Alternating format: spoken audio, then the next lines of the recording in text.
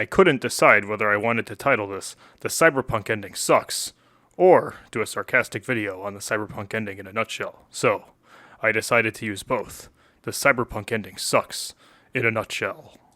I haven't played the game, so I'm not sure how shitty the endings in the stories were. But, from what I saw on Reddit, it's pretty bleak every time. And, whenever you get an edgy anime like this, you can never expect anything less than for it to end in the shittiest emotionally scrambling way possible. Anime like this make me feel like absolute garbage when I watch them, even if I really love them at the beginning. So now I'm going to give you my 2 cents on why the cyberpunk anime's ending sucked. Let's get into it. Reason 1. It's not a happy ending. The whole thing about happy endings being cliche and cringe is long gone and in the past. Now, every cool new show that you see always has a horrible ending where everyone dies, and the dying wish of your protagonist is usually answered in a twisted, disgustingly bittersweet way after he dies, or she dies, or whoever the protagonist is, dies. In Devilman Crybaby, Akira wants to save humanity from the demons. So, he is decapitated and dies in Satan's arms after all of the demons are killed and the planet is destroyed by God along with the rest of humanity. In Cowboy Bebop, Spike kills his old friend Vicious, and then dies after being reunited with his long-lost wife, instead of realizing Faye Valentine is the perfect woman and breeding her instead. In Cybercunt, David wants to grant Lucy's wish of going to the moon, so he does, watching everyone that he's ever known and loved die in the process, before he himself also dies, and Lucy gets to walk on the moon alone while she hallucinates about him. They probably forgot to animate the part at the end where she rips off her spacesuit and launches herself into the sun.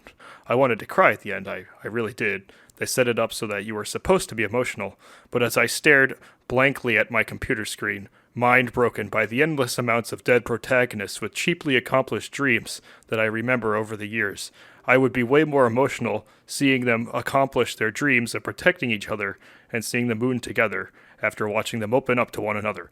The love between these two genuinely touched my heart. Everyone has someone like that in their life, so why not explore that instead? Why do you have to follow the typical formula of killing the protagonist? Not only is it something we rarely get to see nowadays, to see two characters actually end up together, but it would probably leave a much longer lasting impression, especially considering Netflix's track record with their long list of tragedies, and a genuinely heartwarming ending would be very different. Anytime you want, you can witness a similar storyline and ending to this show, where you get to experience what it feels like to watch the main characters die over and over again until you're finally desensitized, like I am now. Protagonists nowadays are nothing more than shooting stars. They grant wishes, and then they burn up and die, taking everyone out underneath them, kind of like a condom for unborn children.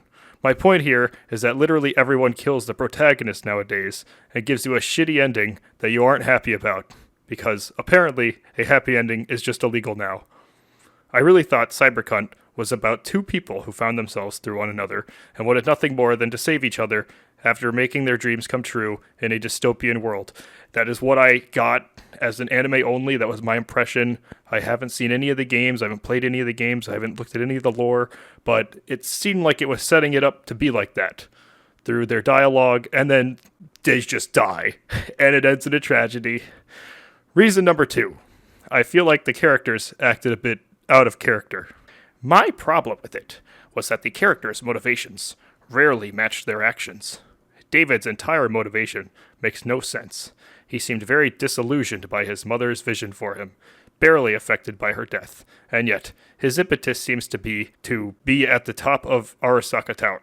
He's shown to be brilliant, but doesn't see the inherent risk of cyberware even after watching his mentor go completely off the wall and against the better wishes of everyone around him. But the problem is, all cyberware seems useless. He was smart enough not to have to rely on it, and yet keeps modifying himself for no reason. Lucy is shown to be a kind of off-the-walls anti-hero, someone who is slightly unhinged, dangerous, manipulative, etc. in the beginning. Towards the middle/end, she does a complete 180 when she falls in love. Suddenly she is a bleeding heart who is willing to sacrifice everything to protect David, despite letting him slip into madness. I mean, this is typical. They had to follow the new formula for story writing somehow. You can't kill everyone and the protagonist, and give the viewer mixed feelings about the ending, unless literally everything and everyone in the entire show up to Adam Smasher, who I initially thought was supposed to be like an Easter egg kind of lore thing, until he just literally shows up out of nowhere Like, his shadow just appears, and there he is, Atom Smasher. And he immediately contributes to the downfall and misery of the main characters after being sent to kill all of them. It's just disappointing at this point, really. Especially when they kill the crazy girl. She was my favorite. Reason number 3, the final reason. It's so fucking good, bruh. I got completely sucked into this show, only to be spat out like some hubba bubba. They churned me out like some kind of used toilet paper, no kizzy. Facts. For real. I really thought this was the next big thing, the next big show. I would remember with the insane artwork from Studio Trigger. There, you can tell there's so much work that went into this show. The soundtrack was amazing. It was super unique. It had a very cool aesthetic. Its own unique original aesthetic, kind of like Arcane and Devilman Crybaby. It's one of those anime. And it follows the sort of typical new formula of despair that those anime also follow. The only real exception to this was Arcane, which has its own kind of ending. But aside from that, pretty much every anime on Netflix that has its own cool original idea and aesthetic ends the same way, with the main character protagonist guy dying to save someone he loves. That's how it ends. And a ton of people die, and it's unnecessary. And, I mean, that's the new formula. So it's a new formula of despair. It's very typical, and all these other shows, they've all been using it. I've been trying to describe it in this video rant, where you write a beautiful love story about 2 genuinely interesting and likable characters, and then you kill all of their friends and one of them while making their dying wish about the safety of the other one. So that's the new formula. That was pretty much the point of this video, and I just think it's really shitty. It's just really, really shitty, and I'm tired of it. Anyway, if you guys liked and enjoyed the video, be sure to like and subscribe for more content like this. This is basically a video rant that I wrote immediately after watching Cyberpunk.